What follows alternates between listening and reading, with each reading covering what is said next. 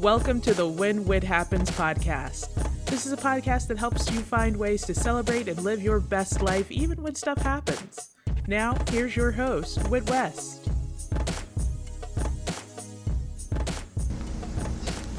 Welcome back to the podcast.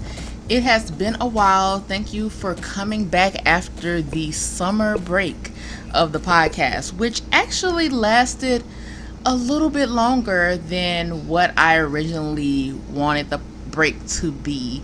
And that's basically because things went a little crazy. Not only was I super busy, but also there was some flooding in my apartment. Not flooding, but like a leak in my apartment that rained down from the ceiling of my office onto my computer and other electronic devices.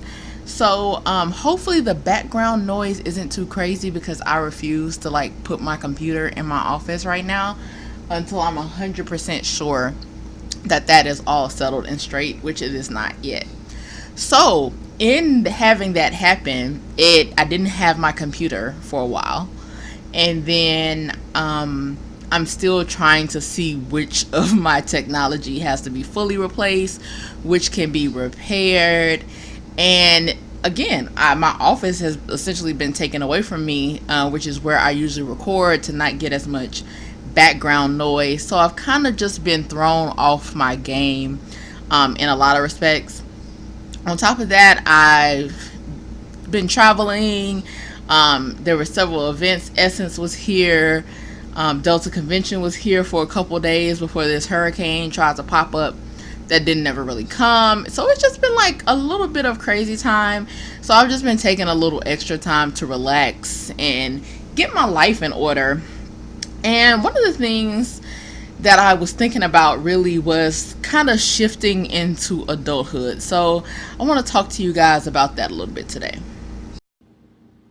So one of the things that I was thinking about in regards to shifting into adulthood is that we know so many things about life change when we become adults, and some of it is gradual and some of it is kind of sudden, and some of it we're prepared for, and a lot of it we are not.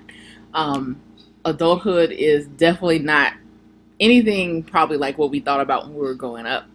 And one of the ways that I feel like we easily settle when we become adults is not fully shifting our ideals of adulthood when we actually become adults. So we had those childish ideas or ideals of adulthood when we were kids, and in a way our life is not looking like what we expected, because there are so many things about growing up that we had no clue about. Just for example, you expect to be married, or you expect to want kids or to have kids, or you expect to have some kind of job or do your life a certain way, and those things don't necessarily always turn out exactly how we imagine them to be.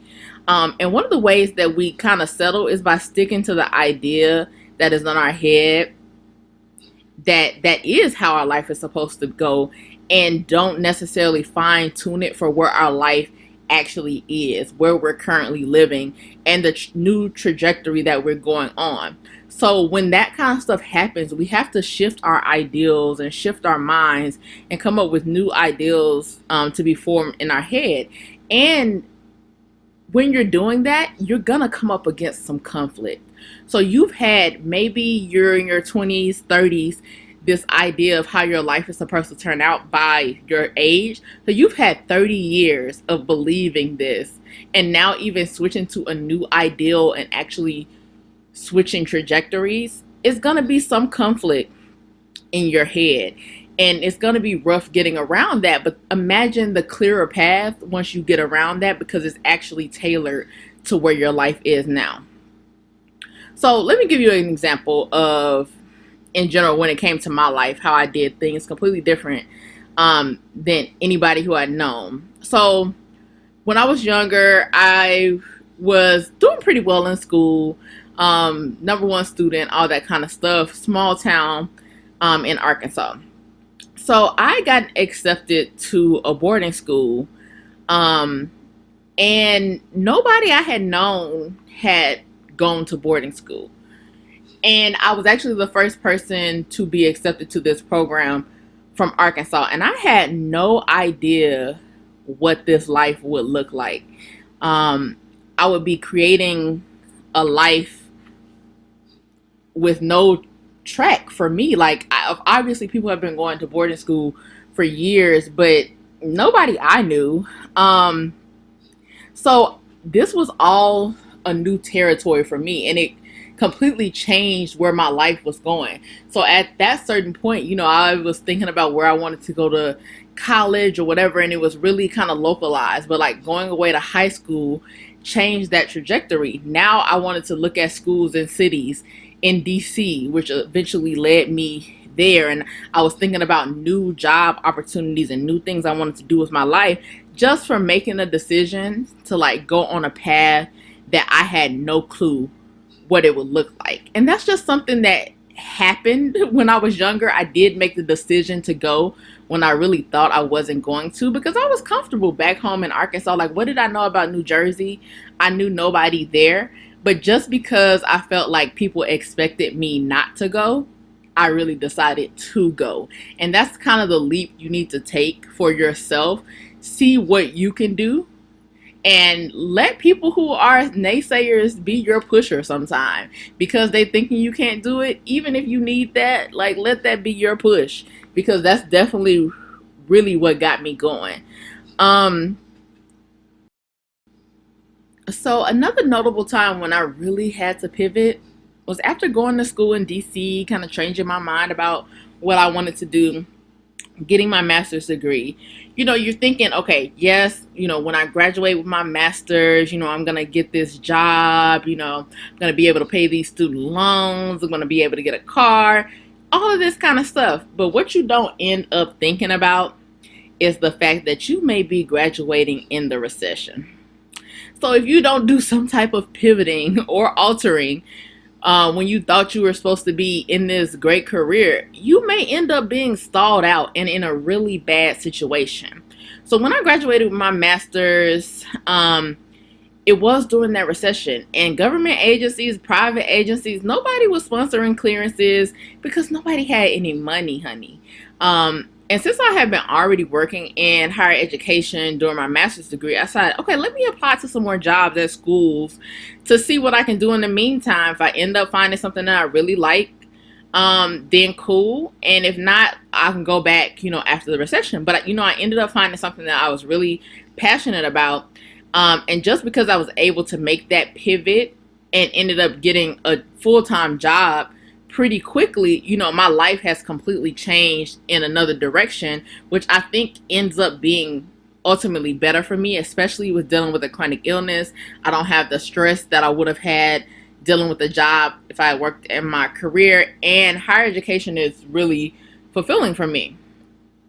So the last idea I kind of want to talk about that came to my mind with this was marriage. I didn't really experienced a lot of marriages that were successful when I was growing up, but the idea of marriage was still very, I don't know what the right term is, but it was very simple. My idea of marriage was that two people get together, they're a couple, they're at home together, they go to work every day, they come home, they have kids, do activities, so on and so forth. So like in terms of relationship things didn't make sense because of certain components that don't fall into that quote unquote norm that you've essentially made up in my head or seen on TV.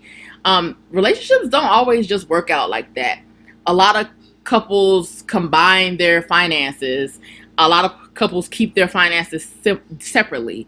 Some people are in the military. Some people are married to athletes or famous people or actors where they aren't in the house with their spouse all the time, or they're just very busy in their careers and they're traveling all the time. So it doesn't always look that way. But when you want to put a relationship in a box because of what the idea is that you formed in your head, you're gonna bump up against a lot of problems, So I kind of began exploring different relationships. I'm not in a relationship now and I'm not married, obviously. But I started to listen to some podcasts of married couples that were in different situations. And it just kind of opened my mind to different types of relationships.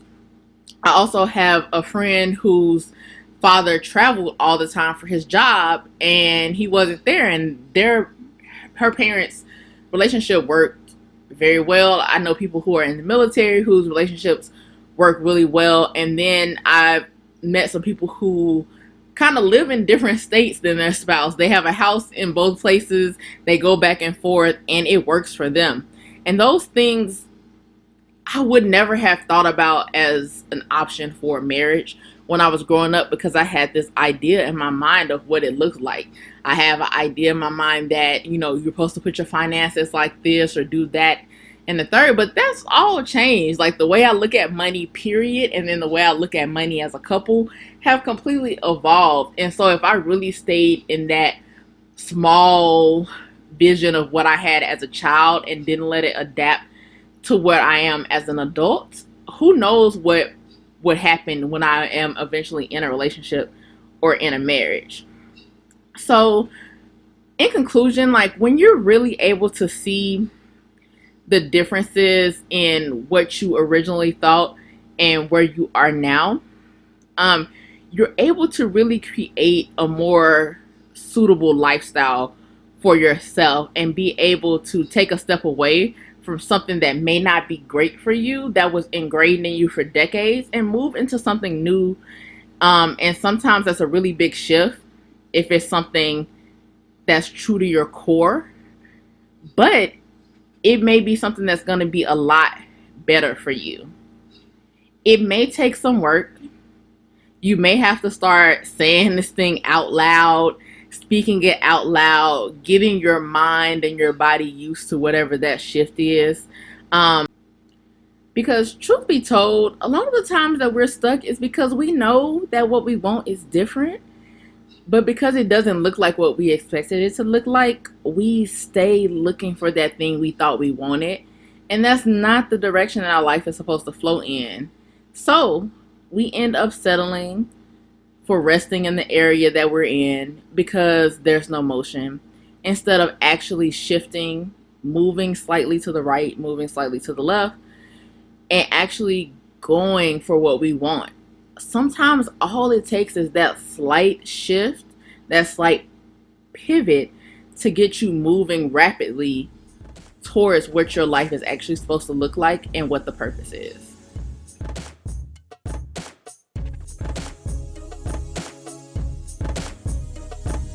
Thank you for listening to When Whit Happens. You can find Whit living her best life at whithappens6.com and at whithappens6 on social media. Subscribe and follow for updates. Until next time, keep living your best life.